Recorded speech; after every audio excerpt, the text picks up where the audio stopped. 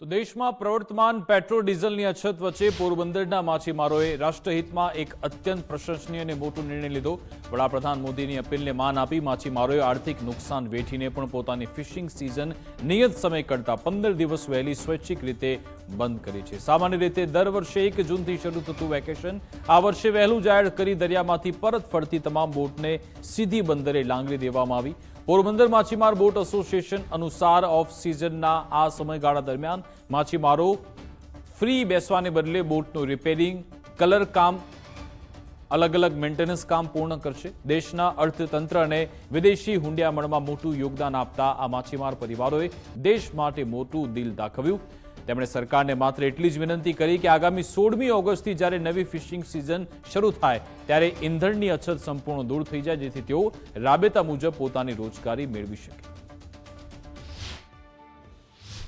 પણ માછીમારોની વાત કરીએ તો માછીમારોની હમણાં 1 જૂનથી ઓફ સિઝન શરૂ થતી હતી, જે 15 ઓગસ્ટ સુધી, અને એ માટે માછીમારોને હજી સુધી કઈ તકલીફ એટલી બધી નથી।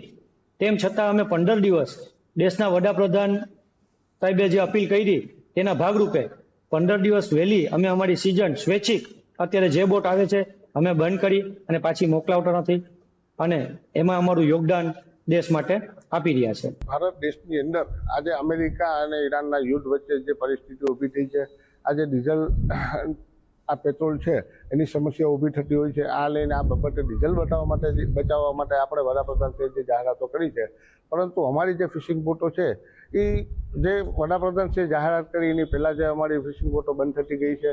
પણ અમારે એ વિચારવાનું છે કે આવનારા દિવસોની અંદર જ્યારે ફરી પાછી અમારી સિઝન ચાલુ થાય, અમારી સિઝનનો ફિશિંગ પીરિયડ છે અમારો 15 ઓગસ્ટથી 31 મે સુધીનો જ્યારે આ સમય હોય, પણ આ સમયની અંદર અમારી ફિશિંગ બોટો થઈ જતી હોય, પછી જૂન, જુલાઈ અને 15 ઓગસ્ટ સુધી અમારે 71 દિવસનું જે વેકેશન, 71 દિવસના વેકેશન પછી અમારી જે ફિશિંગ બોટો છે એને પરત ચાલુ કરવા માટે અમારે શું કરવું પડશે, અને જો આવનારા દિવસોમાં આવી પરિસ્થિતિઓ ઊભી થશે તો માછીમારોએ તેમની ફિશિંગ બોટો ચલાવવા માટે ખૂબ જ મુશ્કેલી અનુભવવી પડશે।